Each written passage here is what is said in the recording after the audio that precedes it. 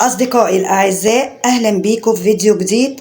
بس قبل ما نبدأ الفيديو ما تنسوش تصلوا على النبي عليه الصلاة والسلام، وما تنساش دعمك ليا باللايك والشير. ناس كتير وأنا واحدة منهم كنت مفكرة إن المخدرات بتأذي صاحبها وبس، ولكن اتضح إنها بتأذي كل المقربين، وإنها بتحوله لعبد ذليل، وعلشان يوصل للي هو عايزه يقدر يعمل اي حاجة، حتى لو كانت انه يتنازل عن رجولته او عن شرفه. في فيديو النهاردة هصدمكم بواقعة لا يمكن حد يصدقها.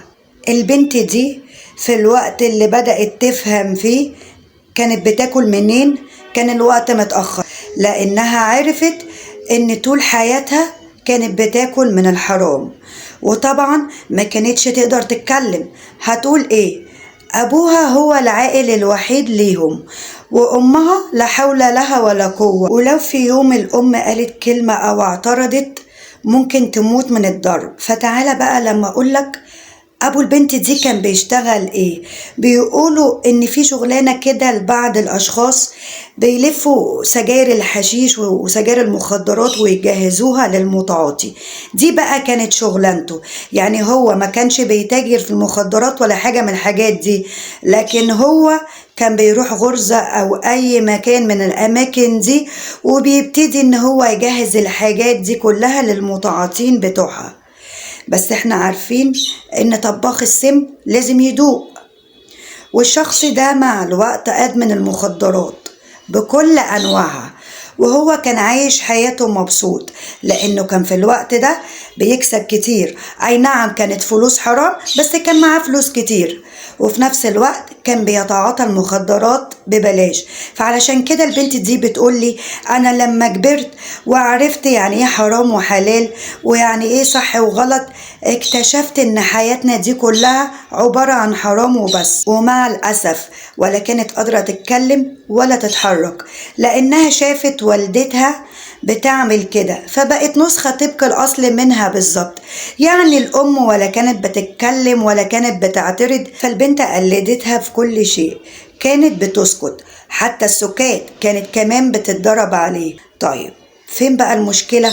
هنعرف مع بعض دلوقتي. الأب احنا عرفنا شغلانته ايه، وعرفنا انها حاجة خاصة بالمخدرات. طيب الحكومة في الوقت ده جت المنطقة اللي هم عايشين فيها ونظفتها كلها، وبالتالي شغلانته طارت وما بقتش موجودة. طيب هو يقدر ما يشتغلش، بس الحاجة اللي ما يقدرش يبعد عنها هي المخدرات.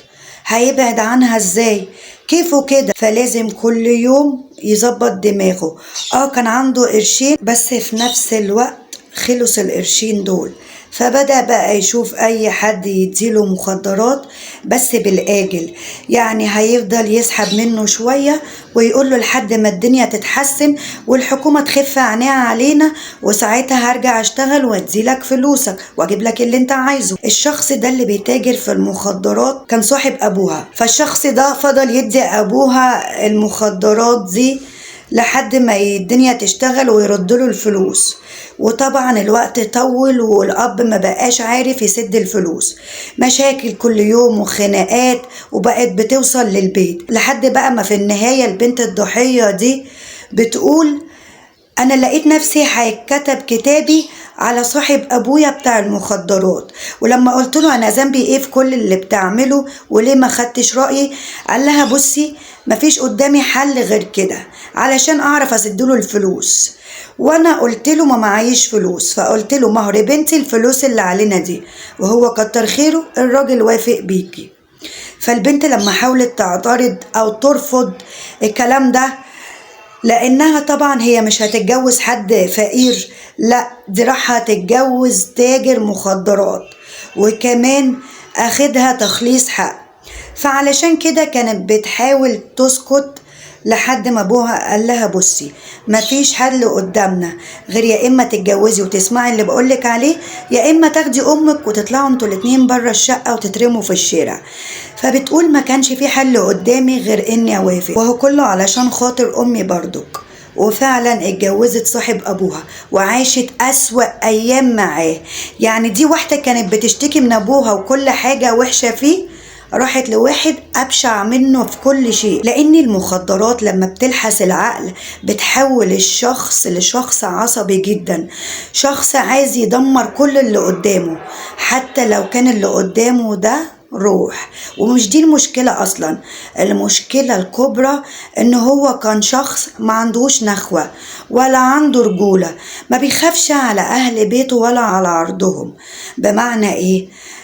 بمعنى إن هو كان بيعمل سهرات للحشيش عنده في البيت، وكمان كان بيطلب من زوجته انها تخدم عليهم كلهم، ولو ما عملتش كده بتتضرب قدامهم وما بيسيبهاش غير لما تعمل اللي بيقول لها عليه. هتقولي طيب ما تروح تشتكي لابوها. هقولك انها عملت كده مليون مرة، وكل مرة ابوها اللي بيجبرها وبياخدها كده وبيرجعها لبيت جوزها، يا اما هتاخدي امك وتترموا انتوا الاتنين في الشارع. فكانت بتقول انا كنت بفضل ساكتة ومتحملة لحد بقى ما فجأة حصلت الواقعة ما بين جوزها وما بين واحد من اقرب اصدقائه، وهما الاتنين بيتاجروا في المخدرات مع بعض. بس المشكلة ان مراته لما جت تتصنت وتسمعهم من ورا الباب بتاع الأوضة عرفت ان المشكلة على فلوس. جوزها اخد من صاحبه ده كمية فلوس كبيرة جدا وتعثر في السداد، علشان كده بيجي كل يوم وبيعمل معاه مشكلة. بس المرة دي كانت خناقة جامدة قوي وكانت ضرب بالايد، وفي الاخر قام جوزها وطرد صاحبه من عنده، وعرف انها اكيد مش هتخلص. فقبل ما اكمل لك اللي حصل، تعالى بقى لما اعرفك حاجة بسيطة عن صاحب جوزها. ان هو كان بيروح كل يوم البيت مخصوص عندهم علشان يتفرج على زوجته، وهو كان بيشوف كل ده قدامه ما بينطقش كلمة. كل ده ليه؟ علشان الديون اللي عليه. والزوجة بتقول انا كل ما كنت ببص عليه كانت عينيه فاتحاه ومفهوم قوي هو عايز ايه، وعلشان كده بمجرد ما كان بيجي يقعد مع جوزي كنت بحاول اخلص كل الطلبات وادخل اوضتي على طول. طيب نشوف بقى صاحب جوزها ده عمل ايه. صاحب جوزها ده فضل منقطع عن زيارتهم لمدة أسبوعين، وهي ما كانتش عارفة ايه اللي بيحصل ما بينهم، ولا كانت عارفة أصلا هو عايش ولا مات، لحد ما اتفاجئت بيه بعد مرور أسبوعين إن هو جه وسهر برضو عندهم، وكانوا هما الاتنين بس، هو وجوزي، والاتنين قاعدين بيتكلموا بصوت واطي خالص وبيتودودوا. وبعد ما خلصوا كلامهم قام صاحب جوزي سلم عليه ومشي، وقام جوزي دخل لي الأوضة وقال لي طبعا انت عارفة ان في مشاكل بيني وبين صاحبي، والمشاكل دي كلها بسبب الفلوس، وانا يعني قدرت اوصل لحل مؤقت كده معاه علشان اخلص من الفلوس اللي مش عارف اسددها. قالت له طيب ربنا يعينك. قال لها لا، ربنا يعينك انتي، لان انتي اللي هتسددي لي الفلوس. قالت له ايه؟ مش فاهمه. قال لها مش انتي لما ابوكي كان واقع في مشكله قبل كده معايا قمت انتي وقفتي جنبه وخلصتي المشكلة دي بجوازي منك؟ قالت له اه. قال لها حاجة زي كده بسيطة جدا. فردت عليه وقالت له مش فاهمة، يعني انت هتطلقني منك وصاحبك ده اللي هيتجوزني؟ قام قال لها لا مش كده خالص، وعمرها ما هتوصل لكده، الموضوع أبسط من ما تتخيلي. قال لها كل الحكاية ان احنا اتفقنا ان انت اللي هتسدي الفلوس دي، يعني هيجي البيت هنا كم مرة ويدخل يقعد معاكي في الأوضة، بس علشان تكوني مطمنة هو عمره ما هيقرب منك ولا هيلمسك. قالت له ازاي اصلا تفكر في حاجة زي دي؟ قام قال لها اسمعيني بس للآخر، انا عايز بس امسكه متلبس واخلص عليه قدام الناس كلها. قال لها كل اللي عليكي يعني انت لما يجي بكرة تفضلي مستنية في الأوضة وتفضلي بقى تحاولي انك تدلعي عليه في الكلام لحد ما هو يتجرد من ملابسه، وفي الوقت ده هدخل البيت وهخلص عليه، وساعتها هتكون قضية شرف، وساعتها مش هاخد فيه يوم واحد. قالت له يعني انت عايزني اخلي حد غريب يكون في الأوضة وكمان أخليه يخلع ملابسه وكل ده كمان وتفضحني قدام الناس كلها علشان خاطر الفلوس اللي عليك؟ قال لها ما هي دي شغلانتك، انا اتجوزتك تخليص حق، وانتي وقفتي جنب ابوكي قبل كده وانا جوزك، وواجب عليك انك تقفي جنبي. ساعتها بس جا في دماغها فكرة شيطانية وقالت له طيب حاضر، هعمل لك كل اللي انت عايزه، عرفه ان انا موافقة وان انا هكون مستنياه. وتاني يوم على طول صاحبنا جه ودخل الأوضة وهو مبسوط عشان هيعمل اللي هو عايزه. ساعتها قالت له بص، انت عارف ان انا من زمان بحبك وعيني منك، وعارفة ان انت كمان زيي بالظبط، بس انا عايزة اكمل معاك انت لوحدك بعد كده، وبصراحة لو انت جيت تقرب مني دلوقتي فكل اللي هيحصل انك هتتقتل. ساعتها بصلها وقال لها انت بتقولي ايه؟ قالت له كل الحكاية ان جوزي قال لي ان انا افضل اتدلع عليك بالكلام علشان يظبطك متلبس وبعد كده يقوم قتلك، وساعتها تبقى قدام الناس قضية شرف.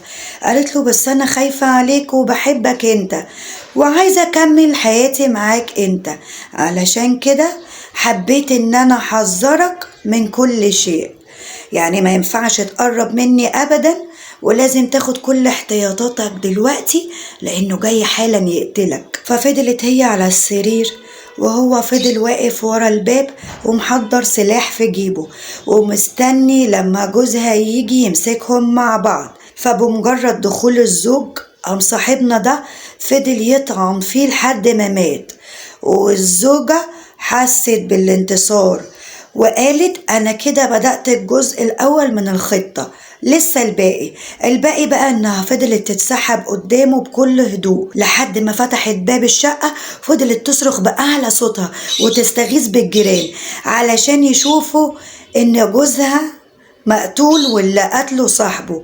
فالجيران بلغوا الشرطة، فهي كانت متوقعة لما تحكي وهي بيتحقق معاها انها تاخد حكم مخفف، ولكن اتفاجئت من النهاية انها اخدت براءة، وهي كده يعتبر خلصت من الاتنين في وقت واحد. لا وشوف عطاء ربك بقى، لما واحدة بترفض الحرام ربنا بيديها الحلال وبيكون بصورة جميلة. وده كان الزوج الصالح اللي عاشت معاه بعد كده.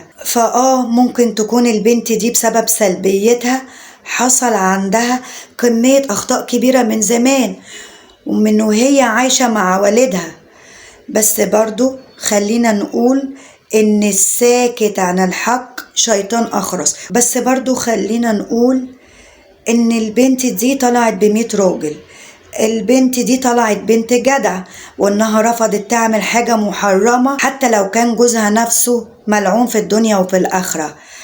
فده اللي كنت عايزة أقوله لك من البداية خالص، إن المخدرات مش بس بتأذي صاحبها إنها تلحس له مخه أو إنها تدمره أو حتى تنهي حياته، لأ، المخدرات بتأذي الشخص المتعاطي نفسه وكمان كل اللي حواليه حتى لو كانوا أقرب الناس. ودي كانت مشكلة النهاردة. ما تنساش لو أول مرة تشوف صفحتي على فيسبوك أو تيك توك تعمل لي فولو، وما تنساش كمان لو أول مرة تشوف قناتي على يوتيوب ما تنساش تعمل لي اشتراك وتدعمني بلايك.